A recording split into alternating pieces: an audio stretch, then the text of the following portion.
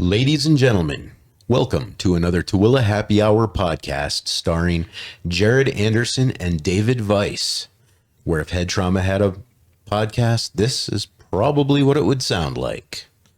Today's guest, as we continue our series for the Congressional District 2 Special Edition, we have Quin. Quin, what's your last name? Denning. Quin Denning from what's your location? Where do you live, Quin? Ivins, Utah. All right, Ivins, Utah, and he is running for the 2nd District to replace Chris Stewart as he is stepping down.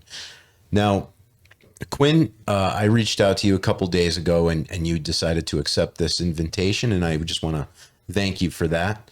It's short notice, and people are really curious about who is running, and there's not a lot of information out there. So this is kind of lifting out the fog of war for our audience and people otherwise. I know a lot of state delegates are looking at these videos asking, is this the candidate for me? So Quin, I want you to tell our audience about yourself and your vision for the 2nd District, if you would, please. Well, to start off with, I'm a entrepreneur. I've lived in the Washington County area for 15 years. So I'm a fairly long-time resident now. We've had so many new people move in the last couple of years. I'm one of the older ones now. There's only one reason why I'm running, and that is because I don't believe we have enough constitutional conservatives in any of our elected offices. That's a real concern to me because as I've vetted candidates over the years, I ask them questions about the Constitution, and most of them can't answer basic questions about the Constitution. And the first question I almost always ask is, when's the last time you read the Constitution? And I've had one prominent candidate that said that it was in college. And he was well over 60 when he said that. So those kinds of answers that I've received over the years, they've concerned me. And there just isn't very many people that have studied the Constitution and understand the principles. And so that's why I've thrown my hat in the ring. I've studied the Constitution. I've taught it in my private schools that I've owned. It's just one of my favorite documents. I look at the Constitution. It's as sacred to me as scriptures. I believe that God had his hand in the creation of this nation and in inspiring that document. So my vision for the 2nd District, it's not my district. And so my vision is going to be one of those that I'm always in flux because I want to know what other people want. I want to listen to the people. I want to hear what they want. And then I'm going to balance that with constitutional principles. And if I need to teach constitutional principles, I'll do that. One of the things that I believe that I'm going to be doing if elected, I believe I'll be teaching people in Washington, D.C. constitutional principles. And I'm not one of those in-your-face kind of guys. I'm just going to say, well, have you considered this? What about that? I'm not going to stand up and fight and argue. I'm going to be gentle and try to be persuasive. That's how I've always been throughout my career. I talk about principles. I don't get involved in personality contests. And so it's important to me that we communicate regularly and that we do it often so that I can get to know all of the constituents in this district. We have a very broad district. Yes, we do. It's a large district that covers varying geographical type areas. What are some of the some of the places you think we've fallen short on keeping with the Constitution in Utah? Well, one is I think our spending is well, and since this isn't a Utah specific race, I'm going to talk more about the DC politics, About the national? about the national stage. The spending is just out of control. Mm-hmm. We've got these guys that, if you did that in business, you'd be bankrupt within 3 or 4 months. Mm-hmm. And you'd have every creditor crawling all over you. And the fact that they continue to do this, it doesn't make sense, and it's not proper. And so, our fiscal responsibility, we're trying to teach our children fiscal responsibility, and the government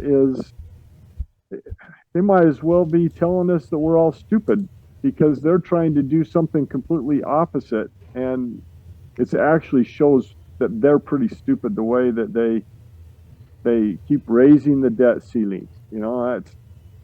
Those kinds of things are really frustrating to me. There's a lot of issues that we could talk about, and almost every issue results from a lack of knowledge of our Constitution. Yeah. I believe that the Constitution is one of those things that if we understand and we talk about the principles as a people, our leaders are not going to be able to do some of the things that they've been doing. And the Constitution and the government, when you look at the government, all governments are instituted by God for one purpose, and that's to help administer justice and to create protection. And the protection is to maintain justice. And the problem always is created when they get out of that realm and they start trying to administer charity. And they can't administer charity without creating an imbalance. And, it's nice to be charitable, but the laws of justice can't be robbed without that imbalance being created. And that's essentially what's happened in our government. We've been robbing justice to feel good. Yeah, it does seem like, well, I don't know. It seems like our bureaucratic state has ran away from us. But let's boil down in on a couple questions. Where would you try to focus the cutting spending at? Well, that's such a broad-ranged and complicated issue. The first thing I would want to look at, and I would like to cut, is all of the useless programs we have. We have so many useless programs. Now, if you talk to the people in them, they'll tell you they're not useless. But they don't benefit us as a citizen very, very much at all. So I would start cutting a lot of those kinds of programs. Any program that could be managed better by the private sector, I would cut and turn it over to the private sector. In order to balance the budget, though, there's 3 great big huge debts or bills that we face, or they're revenue suckers, basically. And that is our Department of Defense. That's also our Social Security and our Medicare.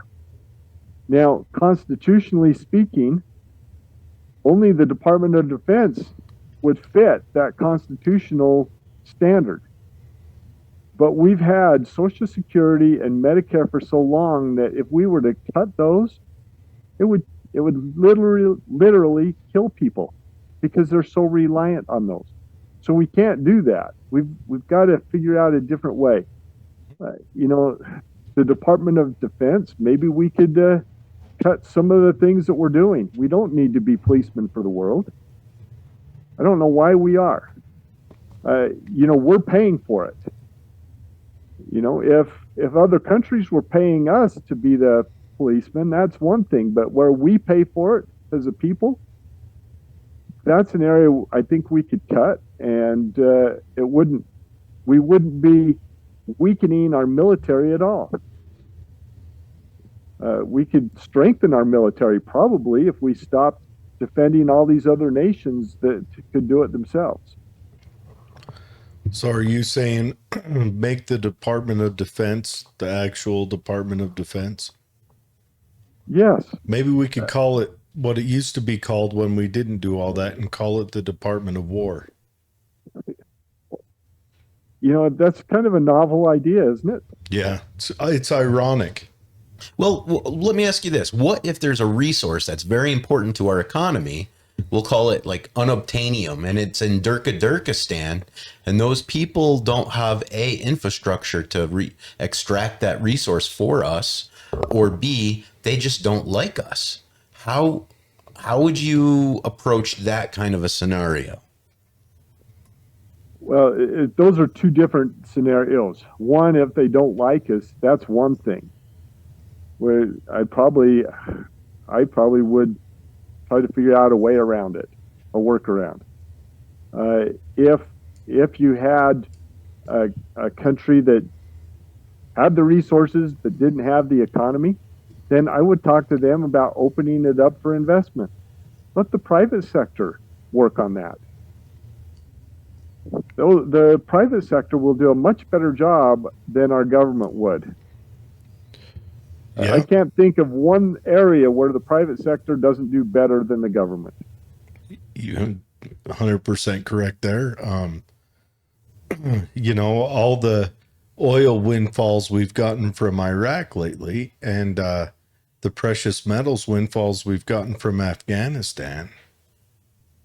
Well, yeah, and you know what? Afghanistan would have been great if we had let the private sector just put their contractors in there and restore law and order, and we would have those minerals and we would have access to those resources, but we didn't. But that's my opinion. No, yeah. Yeah, no, I agree with you. I think that I'm definitely all for China's a hot mess. It's a real crap hole, except when it comes to how it finagles foreign countries to sell it precious minerals.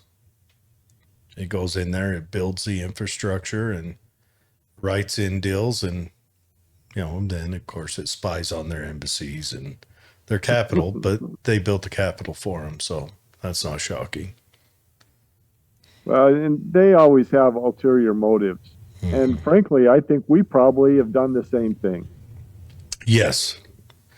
Yes. We don't need to talk about the birthing of the word banana republic today, but yeah, what do you think about the NSA spying monitoring the public? What's your opinion on that? I think the NSA is one of those agencies that probably should be terminated. How many agencies do we have supposedly doing the same thing? Mm-hmm. Yeah. Well, we only need one doing it. Yeah, yeah. Well, and we can turn intelligence gathering over to the military branches as well for foreign intelligence gathering. Right. They shouldn't be gathering intelligence on us, but, Google. Anyways, Fred asked a good question. And you met Fred the other day and he chatted with you. And Fred says, Quin, what did Mr. Stewart do that you would keep in place? And what did he do that you would do differently? That's a good question. He created a coalition to fight against socialism. I would definitely keep that in place. Uh, that's a huge issue that we're facing in our country that people are ignoring, either because they don't want to recognize it or because they've been trained to ignore it. I don't know which. Well, Probably both. Mr. Stewart would support the farm bill, which I think a lot of the farm bill stuff is kind of socialistic. So it's kind of like a little bit of irony there. And what would you do faced with the farm bill? Well, that bill or any other bill, I'm going to look at it with a constitutional perspective. And I'm going to look at, I have a whole list of questions that I've developed over the years that I would ask. Does this bill help individuals? Does this bill help special interests? If it helps special interests, it shouldn't be approved. Because our government is not supposed to be a government of special interests. It's a government of the people. And the easiest way to protect the people is to protect the individual. If we can protect the individual, then we can protect all the people. And I think too many times we sacrifice the individual for the special interests. Mm-hmm. And so I think that the Farm Bill is an example of special interests. Yeah, it very well could be. I think the farm bills were kind of birthed during the New Deal, and it kind of birthed an animal where the protections for the farmers I don't think were bad, but it made them into a special class to where at times it was more beneficial for them to destroy their crops than to produce them and sell them onto the market, which is, I don't know. So it just sounds to me like that's a negative flux on our economy. Anytime the government gets involved in doing things like that, it always creates adverse effects. Mm-hmm. And sometimes we may not see the effects for a year or two, but they always come. Yeah. Yeah. We got a couple more comments. Mallory says, O'Malley May says, at this point, I would like you to just walk up there and say no to anything they want. You know, that's almost what I'm afraid will happen, because so many of these bills have so much pork in them that I wouldn't be able to support them. Yeah, I think a bill that made it legislatively, all you can put forth is single issue bills, and they have to be less than I would say less than 10 pages, not including supporting documentation. Yeah, I would agree with that, because then it's clear, it's concise, and it focuses on one thing. Yeah. And that's so frustrating when they pass these bills. And you know, I just remember hearing one of our leaders, and I won't say who, they said, "Oh, well, read it after you pass it." Yeah, that was Pelosi. We've got to, her words was, we have to pass it so that you can find out what is in it. And that is exactly how she said it. Burned into my memory. Fred says, on the socialism subject, socialism internationally or inside our country?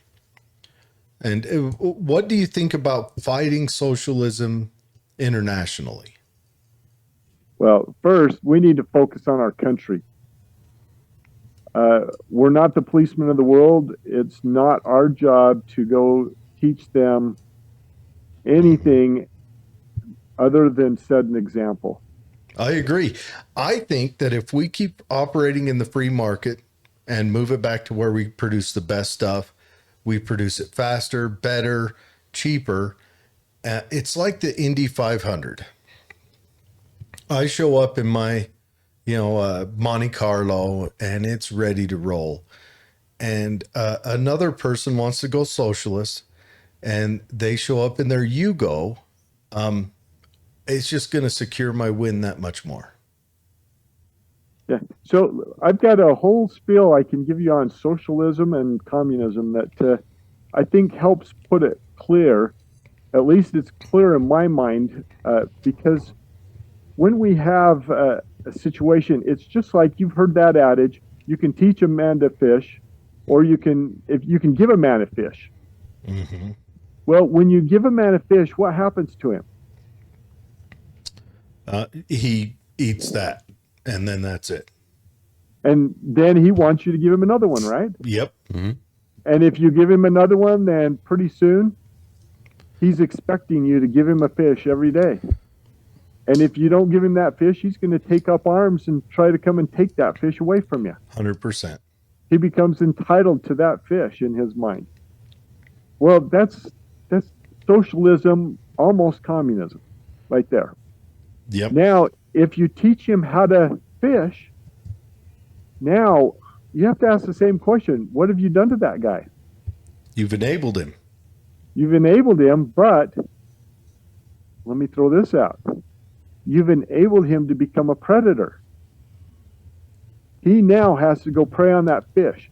And so if he's bigger and stronger than you, he's going to get that fish first. Mm-hmm. And pretty soon, there's no more fish. Mm-hmm. And so then it's a fight to get what fish are left. So that's kind of the system or the economic system that we face right now in our nation, because we have such a competitive market that everybody's willing to step on anybody else to get ahead. Well, let me take it one step further. What if you take that guy and you teach him how to farm fish? Mm-hmm. Now you've taken him and you've given him the true values of capitalism. He is becoming a creator. He will never run out of fish. He will always have enough and to spare. That's the principle that our nation was founded on. It was hard work. You don't create fish or crops or anything else without work. And, a lot of our people, they want to be that guy that gets the fish given to him. Mm-hmm. And I would much rather be the guy farming fish. What changes would you like to see in our, let's say our social safety net systems, welfare, what is it? Is it Medicare for the elderly, Medicaid's for the Medicaid. young? Yeah. What changes would you like to see there? Well, that's a loaded question, because constitutionally, those are all unconstitutional programs. Mm-hmm. But because that we're so entrenched in our society, we have individuals that if we were to take those programs away, they would literally die, because they're so entrenched and they need that.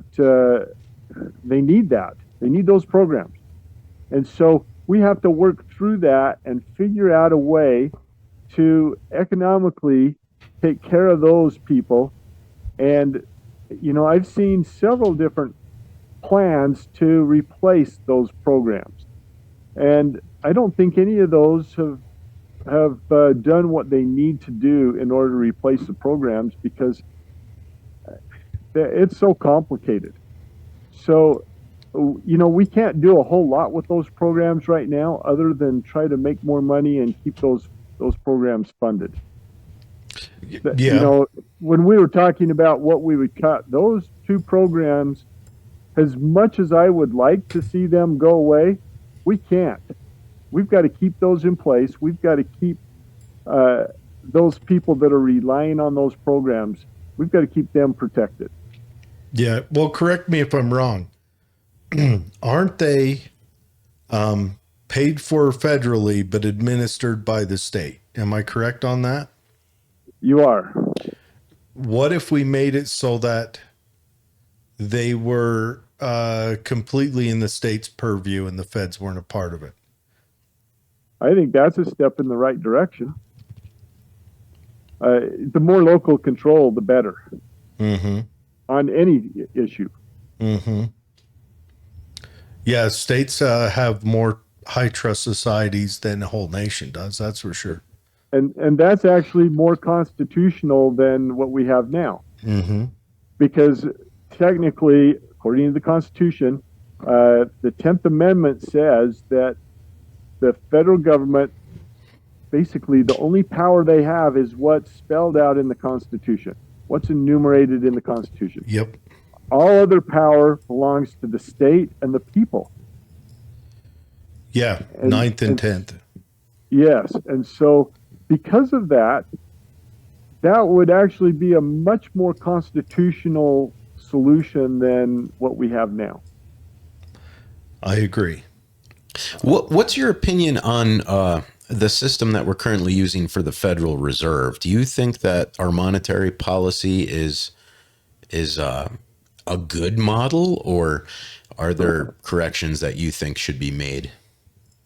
Well, in the Constitution, it says nothing but gold or silver should be basically the medium of exchange to pay off debts or to cancel debts. So, if you're talking constitutionally, then our system is horrible. We went off the gold standard years and years ago, and our system has shown that it's floundered ever since. Right now, it's in a similar state as Social Security and Medicare. We're entrenched in it.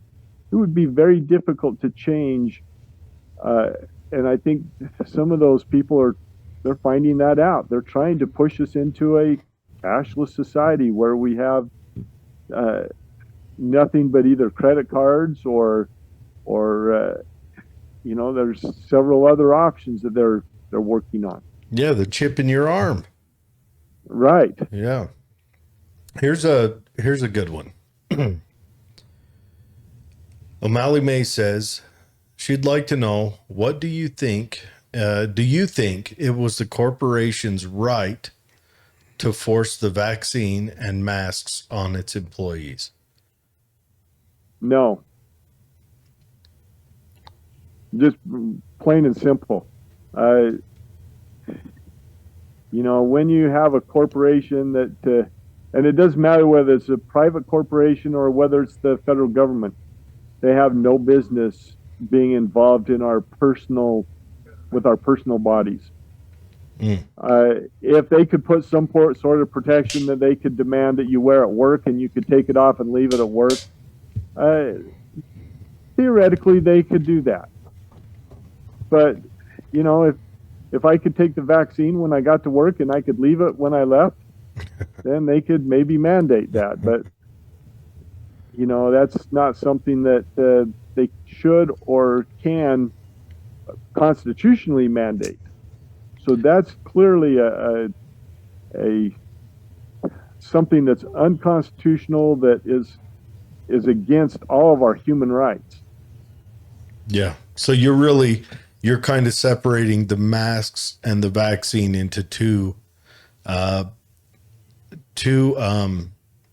separate categories, where one is permanent in you intrinsically and the other one may be an article of clothing to meet a uniform standard. Right. But now that doesn't mean that I agree that the masks work. I think any corporation that required masks, they don't know the science. They don't understand it. OSHA, for example, in the construction industry, they've been telling us for years that those masks don't work. You see somebody wearing a mask that's been doing drywall sanding. Mm-hmm. They take that mask off. They've got white up here underneath their nose. That's Yep. how well the masks are working. Yep. And And- along the creases. Yep. And those virus are much, much, much smaller than the drywall dust. And so if the drywall dust can get through, those viruses are getting through easily. So those masks were a waste. Mhm. And that's based on actual science, not based on I call it the opinion science that we were inundated with. Yeah. Yes. So I recently saw a video where a guy was talking on the public sidewalk. He was preaching Bible verses. And this was at, I think, a gay pride event. And there was a police officer there who just, he didn't like what he was saying. And he arrested the guy for, I really don't understand what the charge was, but he did it. He arrested the guy. Do you support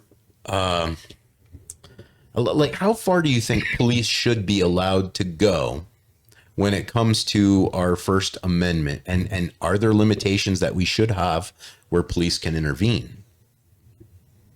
Well, you have to look at what are the police there for. They're there to protect our lives, our liberty, and our property.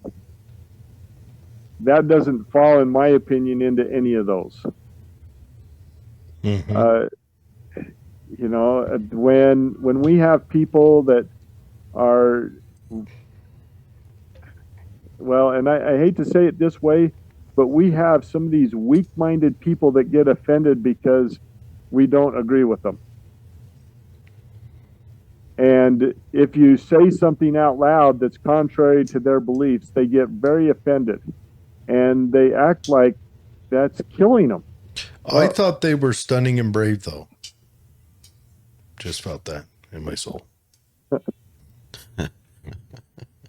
You know, it's such an interesting situation that we find ourselves in, that where our very way of life is under attack from these people that feel offended because we exist. Yeah. Doesn't it feel like they just keep pushing and pushing and you know, I was talking earlier today, and they wanted gay marriage, and yes, there was a fight put up, but then it was accepted, and then they're like, okay, what do we do now? And they moved on to the next thing and the next thing, and then they hit trans and nobody cared. So then it's like, well, we've got to push it at the kids. It's like they're just trying to find that thing that causes pushback so they can, I don't know, maybe try to force something on other people. Yeah, who knows why they do it? I haven't been able to figure that out. But the fact is that they're doing it, and it's not constitutionally correct. Safe spaces are in our colleges. It's almost a joke to me. You know, you have to go somewhere safe so that you don't hear somebody that disagrees with you. You know, that's what I thought colleges were for. I remember when I was in college, I had arguments with my professor. You know, it wasn't that that I was being obstinate. We just had disagreements about business. And he'd never run a business before. He was trying to teach it out of a book. And I started my first business when I was 14. So I'd been involved in business, and I had arguments with him all the time. That doesn't work. And, you know, I could tell him why and what it is that didn't work about it. And he wanted to argue with me about the book. But you know, it was an opportunity. I learned a lot from those arguments, and he told me that he was glad that I did. So you know, that's something that you know, we never got upset at each other when we argued. They were always good natured. You know, it's more like debates. It seems like thirst for knowledge and growth has gone away. What it feels like to me is the left, the progressive left today is a new religion forming, and they haven't figured out any kind of forgiveness yet. All they have is original sin. In the year 2000, the NEA came out and stated that secular humanism was the religion of the public school system, and that there was no room for any other religions in there. But I don't even think they're secular humanists. Not anymore. Because they're openly prejudiced. Yeah, it's grown into, it's morphed into something different. Yeah. In the last 20 years. It's pretty rough. Okay, so we do have a couple more of these that couple more questions rolled in. I'm going to try to keep up with it. What are your thoughts? What would you do about the southern border? Oh, well, without the southern border, we can't even claim that we're a country anymore. All countries have borders. Mm-hmm. We've got to protect our southern border. Now, that doesn't mean that we need to shoot all of the people that come across the border. Mm-hmm. What that means, I think our whole immigration system needs to be dumped and revamped. I personally would like to see us take the immigration system and put it into a local level. Where we take like a board in a district or a city, and we have that board be in charge of all of the immigrants within their district or within their locality. And every immigrant has to come before the board, and we need to have regulations that they follow so that it's all uniform. But they would come before the board, and the board would say, okay, what are you doing to prove that you're a valuable contributing member of our society? And so those immigrants would say what they're doing, and the board would say, okay, you can have 6 months to prove that to us. So if you don't have the evidence, you've got 6 months to go out and come back with the evidence that shows that you've done all these things, and we'll give you a work permit so that you can actually go out and prove it. And then in 6 months they come back, and if they're accepted, then they get put on a fast track. If they need another 6 months to prove additional, then they're given more time to prove. But then after they do that, then they're put on the fast track where they can go before the judge, and the judge can look at all this information, and he can go through it quickly and approve or disprove based on all of the information. And I would say probably most of them would be approved if they get that far, because the local people there, the local members of the board, are monitoring these individuals and watching what happens. It would help so much, I think, to have a local person that's watching them. Mm-hmm. So, yeah. I think we could solve our immigration problem overnight if we did something like that. The border, there's another issue with the border, and that is, why are people coming? We need to address the why. Because, we can build a border wall, but if we don't stop the people from coming, if we don't figure out the why and help take care of that why, then that creates a problem, a different problem. And so as we create the why, that's one of those things that is really, we become educators in the world, maybe, or we become like the big brother, not the policeman, and we offer suggestions to these other nations to keep their people in there. And people, I think the other nations will follow our example if we do something like that. There's a lot of nations that they are watching us, and they want to be like us, or at least for a long time they wanted to be like us. I don't know if they want to be like us anymore. Did you hear Russia's building a village for conservative United States citizens that want to escape the liberal mess? Really? Yeah, How where is it located? What right what's outside the of temperate? Moscow. It's gonna be cold as sin. Well, it might be worth it though. Yeah, So they might get some people that are attracted to that. let me ask you this: we have a large prison population, and you know, if we do throw immigrants into prison for breaking the law of coming here illegally, that'll just add to it. And I'm talking probably like 3,000 a head every year in a prison, or not 3,000, 30,000, about 30,000, 15 to 30,000 per person. And that's all a burden on the taxpayer. Now, if you talk to prisoners that have come out of jail or know anyone who's in jail, it's they don't really have much to do in there. They do a lot of like reading and watching the TV station that's been put on the TV for them, or some even have Xboxes. How does They that also do a lot benefit? of networking. I guess my question is, how does that benefit me to put people in jail if that's the case?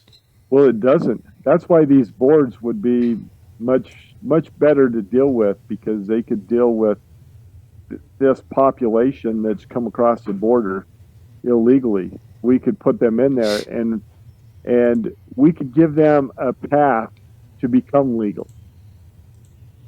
Many of those people are across the border because they've been led across by the policies that we have. And you know, we need to change those policies and stop them from crossing. But we've got an issue because there's so many of them that have crossed, and we put that into a local uh, board to be able to monitor these people. It's the only way that we're going to be able to keep track of them and follow up with them, Yeah, because it's clearly got to be a local issue that we take and manage, rather than let you know, 3 or 4 judges try to handle 10,000 people. I definitely think we need to work on incentives because we don't want to shut off, because there are immigrants that are definitely a boon for this country. I would say Elon Musk, had he not come to the United States, that would be a total loss for the United States. But what are the incentives that are bringing in people who who may not be an incentive in the United States, you know?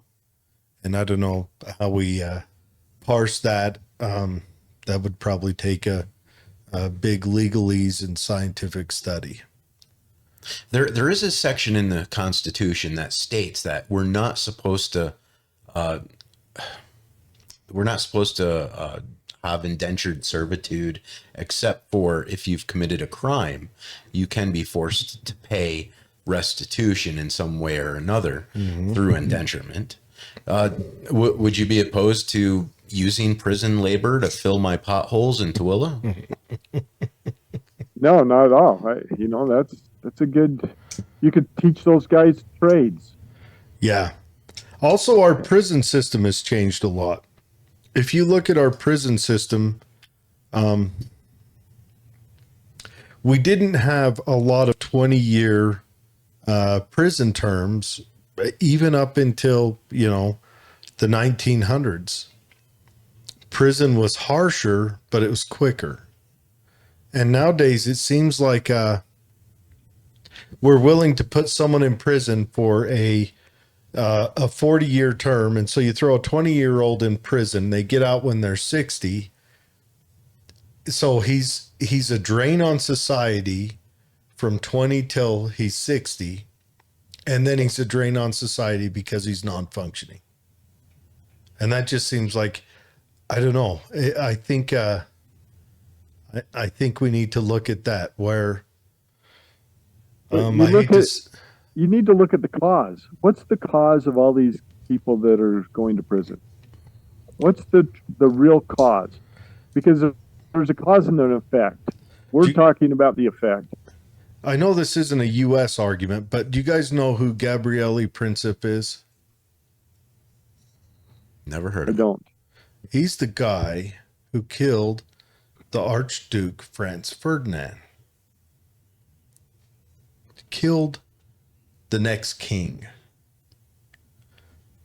And if my memory serves me right, he was sentenced to 20 years. I don't think he survived it.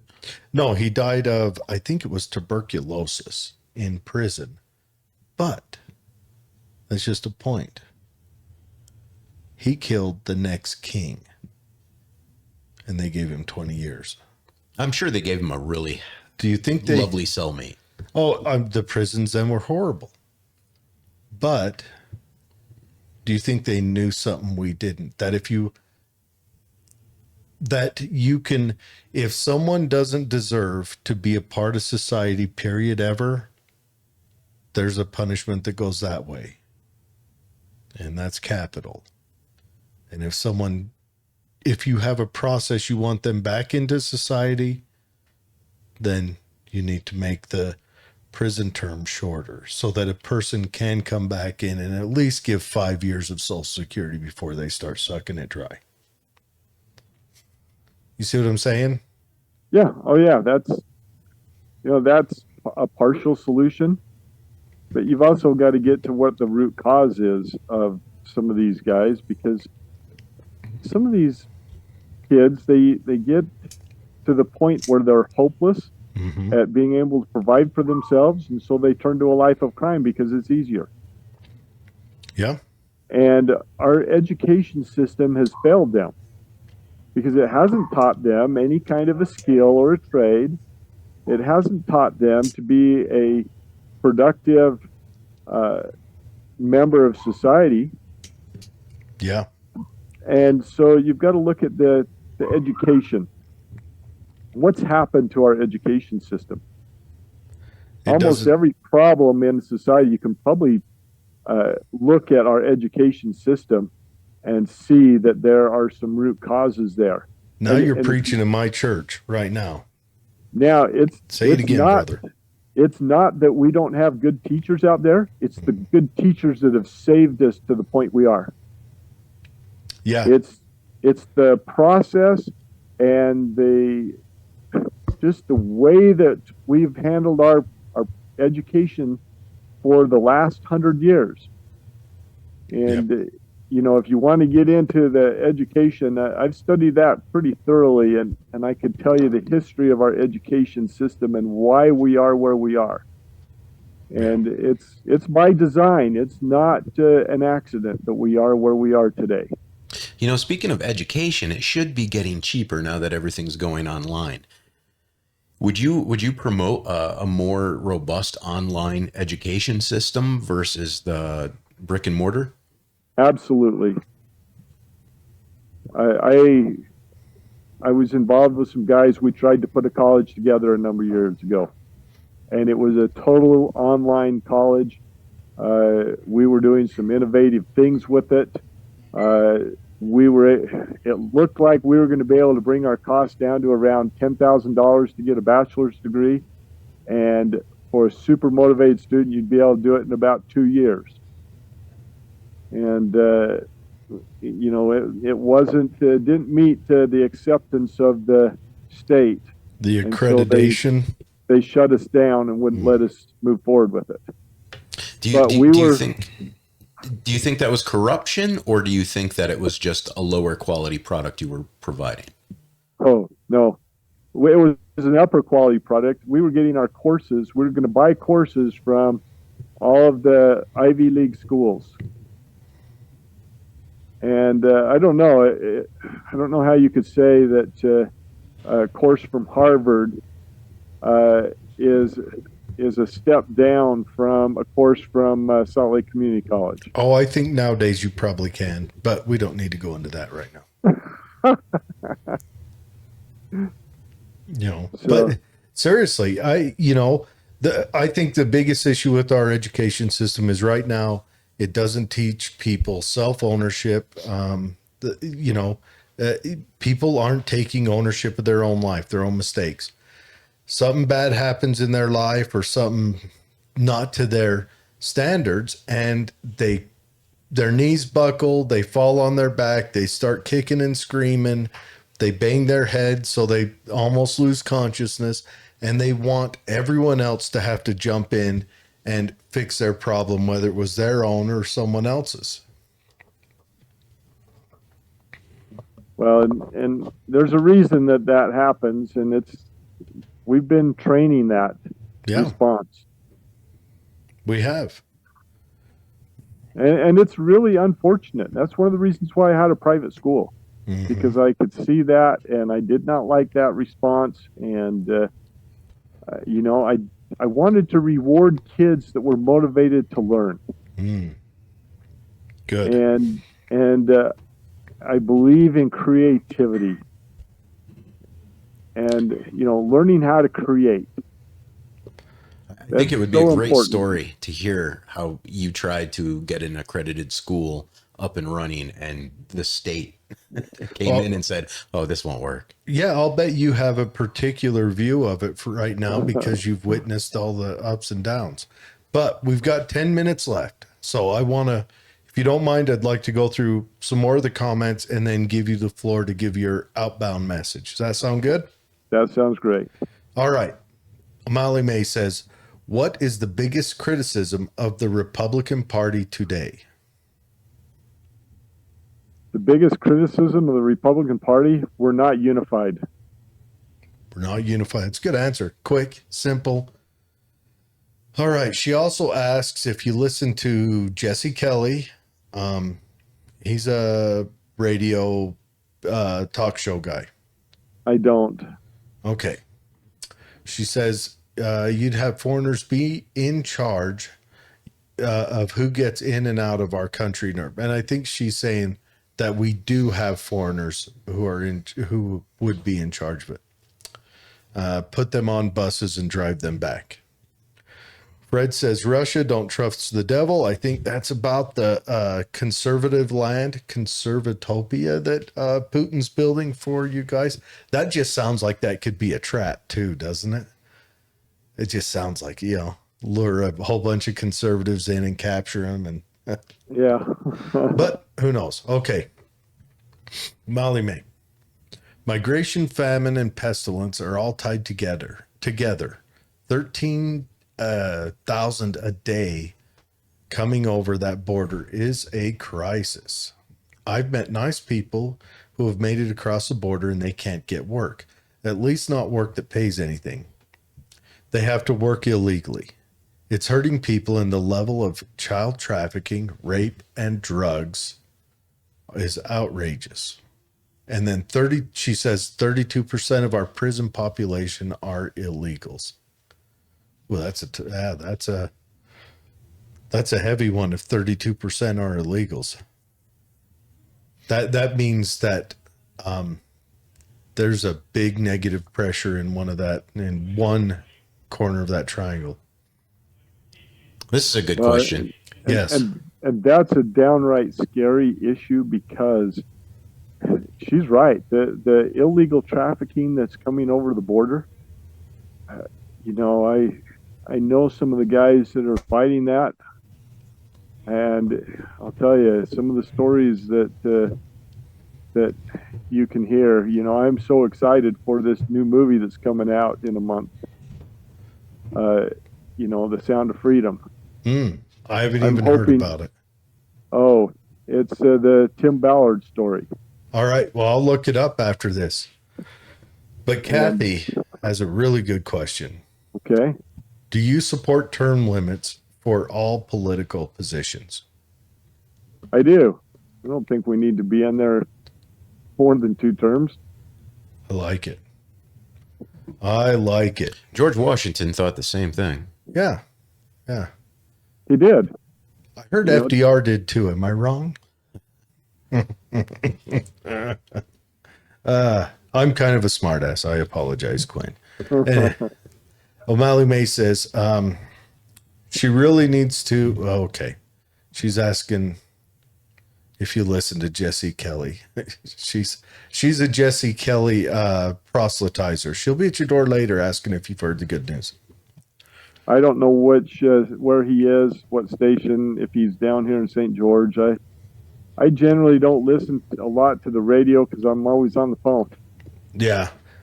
Yeah. Okay. Well, I'm sure that she'll forward on to me where he's at, and then I can send it to you in a message. I sent you the link to this video in a message as well, so feel free to share it down there. Okay. Okay. And then Fred says that I am a smartass. Okay. All right. So, and he's right. Fred is always right. So I'm going to have you, and Kathy says, thank you. She agrees with that. That's the comment on term limits. On term limits. And O'Malley May says you can find it on podcast networks. She listens to it on iHeartRadio. I'm sure you can find it across the spectrum, probably even any of the YouTubes and BitChutes and Rumbles. So you've got about 4 minutes to give us your outbound message. Sell yourself. You know, I think I'm probably the most conservative candidate that we have in District 2. There are so many things that I think that we need to stand up for. And I plan to stand tall against all of these unconstitutional issues that we're facing. It is such a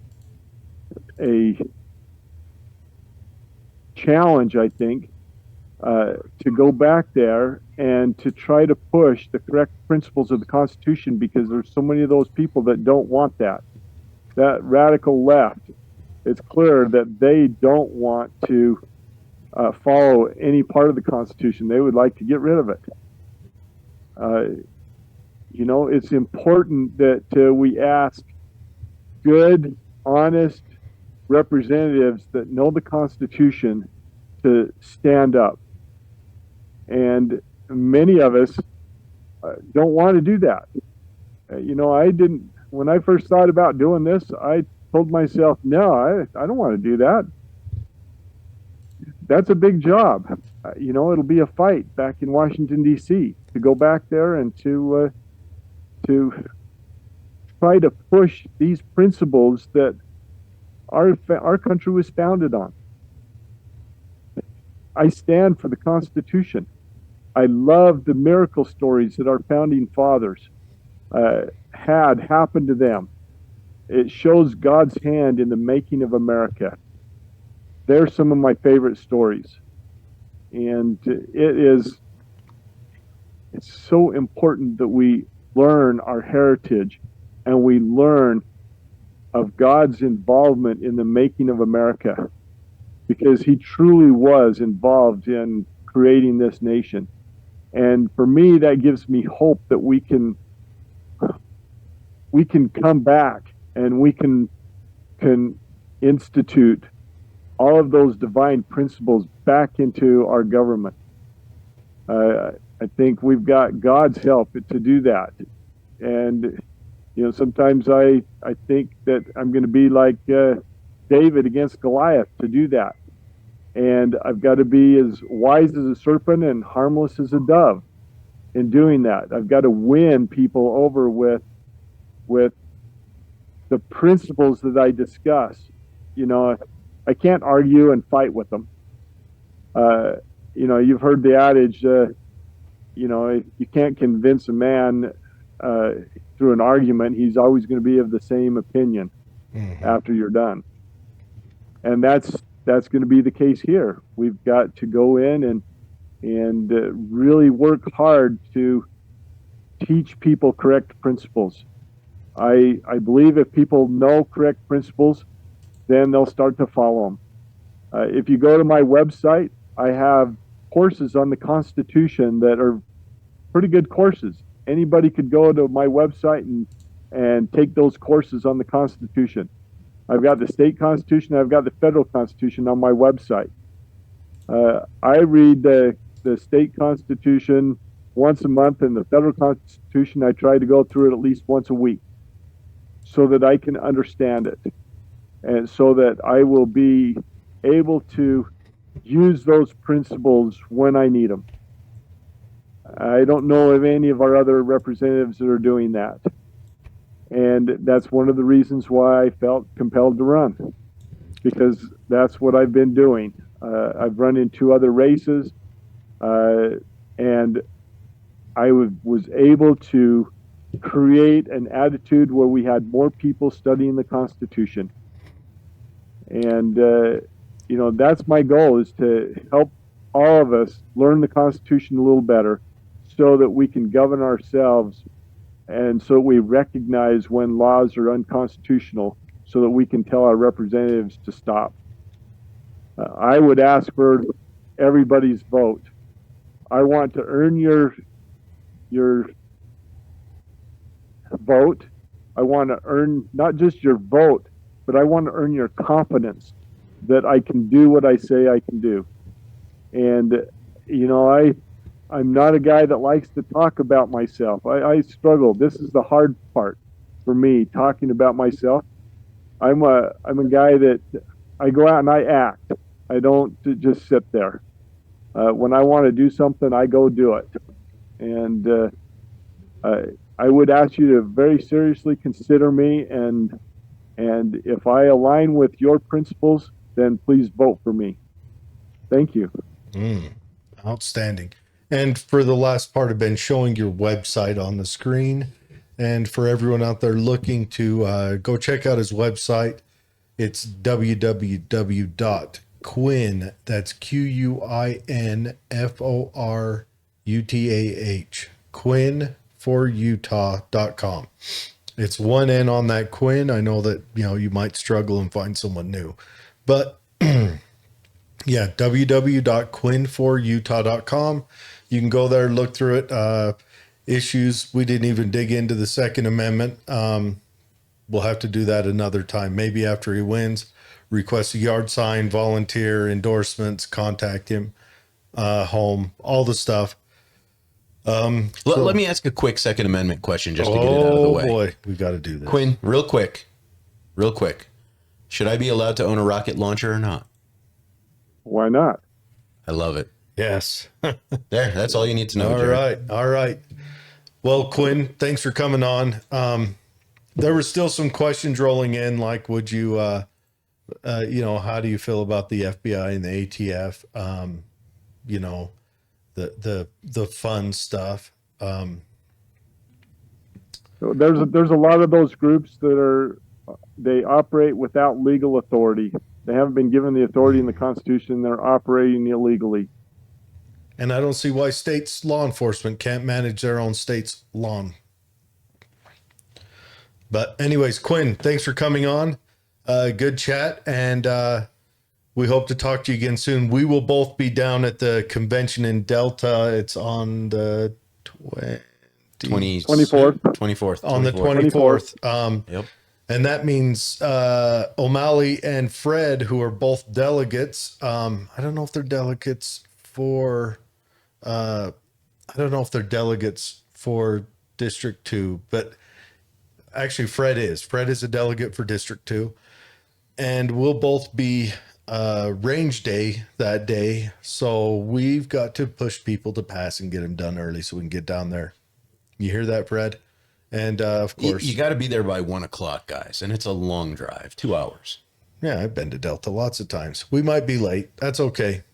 They'll hold a spot. Well, come and visit me. I'll have a booth there. Outstanding. Outstanding. Yeah, we're going to be down there in person. We'll try to do some show from there and meet some more people, see how it's going. Yep. And Fred will be at the convention. I'll be at the convention. That's on a Saturday. So that's our next range day, Fred. And for everyone wondering, we've got another, Wes has a pistol course coming up on that weekend, the 23rd and 24th. And he's got some open spots if you guys want to go and get good, become, squared away on running the gun. Sign up for that. It's dang it. It's, It'll be in the show notes. DefenseSenseUSA.com or Defense Sense USA on Facebook. You can go there, reach out to Wes, sign up, come join us there. It's an excellent course. I can't speak highly enough about it, and we'll be there. And we'll put that in the show notes too. Yeah, it'll be in the show notes, and we'll have Wes on soon to come on and chat about it. But everyone, have a great weekend. Before you close that button, Jared, let everyone know that they need to go to their favorite social media site, smash that like button, subscribe, and also reach out to your representatives. I won't lie, we're a small podcast, but we are very effective, and we have some great questions for people. Tell them not to avoid us. Tell them not to run away. We are not scary. Quinn, did we scare you? Not at all. Exactly. I've enjoyed our conversation today. Let them know they have to be on the Twilla Happy Hour podcast. This special election is short and very concise. We have to get as much information to our delegates as possible, and this is one of those outlets that's trying to help everyone accomplish that mission. Yes, everyone. Okay, so I don't know if we have any other shows through the week. Dave, the scheduler. I think you got the time off, bro. All right. I think we're good until next week. We're going to, unless of course we can get, and everyone says thank you for coming on, Quinn. All right. Thank you. So we will see you guys next week. If not before, we just pop up when we do. Have a good, rest of the week.